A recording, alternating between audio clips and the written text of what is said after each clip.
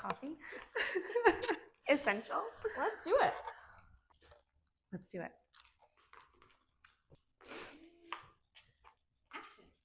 Action. How you doing? I'm so excited. I feel like this is such a massive milestone. It really is. That, see, I'm already getting emotional. I told you I would cry. It's so exciting. And it's so fun to be walking down memory lane. I feel like so often as an entrepreneur, you're just go, go, go. You're reacting to just what's in front of you.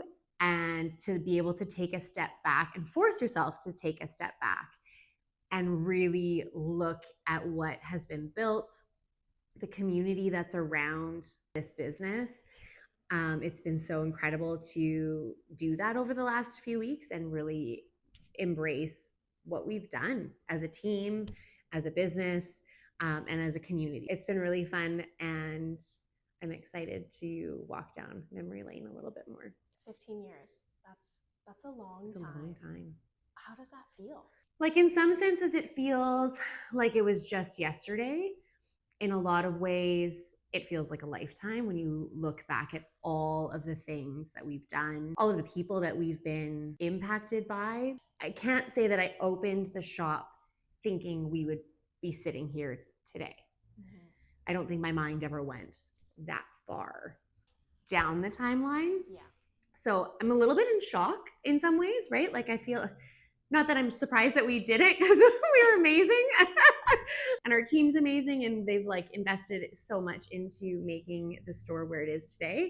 Yeah, I don't think you go into it thinking that you'll hit a milestone like that. So yeah, we are celebrating. We are certainly celebrating and making it a big moment because it really is. When you opened, what was your thought process? Where did you think you would be? I was so passionate about this industry. I was so passionate about working with clients and really having an impact on the pieces that they were wearing. And I wanted so badly to be a part of choosing those items from the buying level, not just what was in front of us, but from the buying level. And so I was so passionate about being able to work with people that I didn't open the shop trying to build a big brand. I was opening the shop because I genuinely love this industry and I genuinely love working with clients and making them feel confident, making them feel, authentically them. And so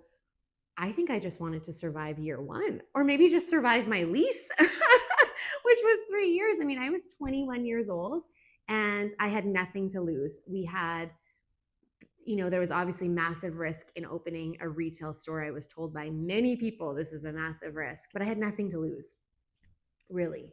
And so I had everything to gain, and I was driven by passion. So I think I wanted to, like anyone, hit that 3-year mark, break even, do what you love, and still be here. But I didn't envision a brand. Yeah. I didn't envision a team of 10 incredible women. I didn't envision being here for 15 years. Grateful that we are, though. Speaking of first year, can you recall your first week? Can you recall your first day even? Grand opening was beyond my wildest dreams. So we sent out 20,000 postcards and just in the neighborhood, again, not knowing how well we would be received. And we sold out completely. Like there was maybe 5 things left on the rack. Probably partly because I underbought. New business owner, not knowing what to do. Just like, again, not wanting to take too massive a risk. But we sold out. We were left with nothing. It was out of control. We were so well embraced by the neighborhood, by the community. It was beyond my wildest dreams. So I mean, within 3 days was back on a buying trip, restocking the store. My girlfriend came in to work the store one day. My husband worked the store one day because I hadn't planned on needing to go on a trip right away. We had no staff. It was just me. So thankfully I had a really fantastic group of friends and husband that stepped in to man the fort, but it was not, you just don't know. And it was beyond our wildest dreams. What would you tell 21-year-old you now? I'm actually really proud of 21-year-old me. See, I'm going to cry. I think mostly because we have endured so many challenges and ups and downs. And over the last 5 years, we've really experienced the majority of them. And I think I've lost a bit of that risk and that passion that 21-year-old me had, slowly gaining it back. But I think I'm just really proud to be able to say that we just did it, to just have that ambition and that drive and to just do it. I think that is so incredible. I think if I was to give anyone any advice, it would be that just start, just do it, go after your dreams, because you just really don't know where it's going to take you. There may be ups, there may be downs, but just start. And I'm just really proud that 21-year-old me did that. What do you think are your top 3 moments of success? Oh gosh, it's been 15 years. There's so many good moments. I think our biggest, most recent success and moment was being in the Jilly Box. That was a huge dream for our team. That was a huge moment. I mean, it's a relationship that we have been, fostering for quite some time, for many years, and to be able to take that on in that capacity was such a huge success for our team. I think building a team would be one of my biggest successes. I think that's something that you always dream of being able to do, and being able to create a space where, you're able to continue to grow together. I think that's a really huge moment that we don't spend enough time on, right? Because you always look at the big wins of, the big moments of the big sales or the big collections or these things. But I think if we just like go back down to the nitty gritty of it, like building a team is such a big success. Mad Collection. I mean, that's what started it all, right? And that's what would have led to Jilly Box. But Mad Collection was huge. That was always a dream to do. But it was such a big moment for the store because we had been wanting to do this. We've been wanting to physically create a garment, create a pattern that was exclusive to us, and really have it be something that we knew our clients would love, and design something that fit the areas that we weren't seeing with some of the brands that we work with, and really kind of fit a niche. And so to be able to create that was a huge, huge moment for us. What or who has been your biggest inspiration through this process? Oh, that's such a big one. We are surrounded by such an incredible community that Winnipeg in general has such an incredible female founded network. I think daily, you're just inspired by the women that are around you that are running these incredible companies that they've started from the ground up. And so I think that has been a huge inspiration, is to watch their stories grow. There's a few that have in the city that opened right when we opened, and we're very much along that same trajectory. It's so inspiring to watch their story unfold, and to have that community so close by is so amazing. Daily inspired by our client and our team. I think that is the biggest motivation behind everything that we do, building those relationships and learning from them, what's inspiring them, what's in their lifestyle. I mean, that's what really keeps this whole thing going. The long and short of it is our community is a huge inspiration. Can you recall any anxiety-provoking moments, any nail-biter moments that stick out? Yes. There would be a few. And I mean, it's one of those things where I think you remember the ones that are like closest to this time. I would say our very first buying trip, like if I'm going to go way back memory lane, I have a few. I have a few to share. Way back on memory lane, it would have been our first buying trip. So my husband and I went to California. I had no idea what I was doing. I had just gotten my loan from the bank, and I was like, here we go. We are buying product. I had no idea budgets. I didn't know how much we were spending on the store to renovate. It was just, I mean, when I say we just went after it, we just went after it. And so we arrived in LA. I was told there was a fashion district there, and that's where I was going to go. I didn't know what brands we were going to be bringing in. It was all one of those things. It was a research trip. We were going to learn all those things at that time. First day, I remember leaving the market center, and I just full tears, because it was just like, well, what did I just do? We've signed a lease. We're stuck in that for 3 years. And, is this the product that we want? All of the things are going through your mind. And so Ryan was really great. We sat down, we had sushi, and I just sobbed the whole time. Really, he held it together for me, and we got right back up and we went back. We found some product, which was great. We got a great collection, but it was that moment of like, oh my goodness, like what have I just done? I can't do this. I can't do this for 3 years. But we did it for 15. So that was a big moment for sure.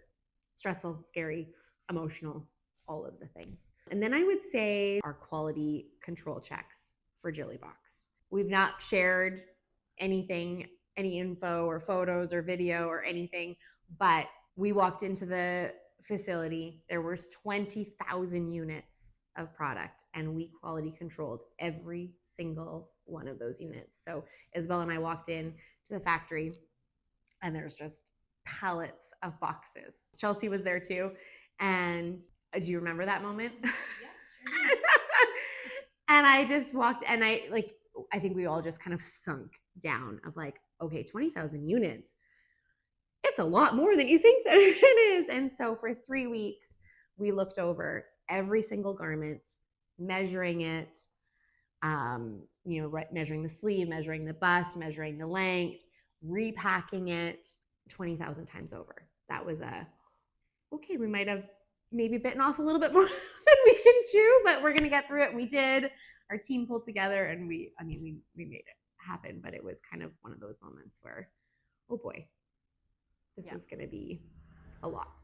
What does it mean to you to be able to grow with your clients?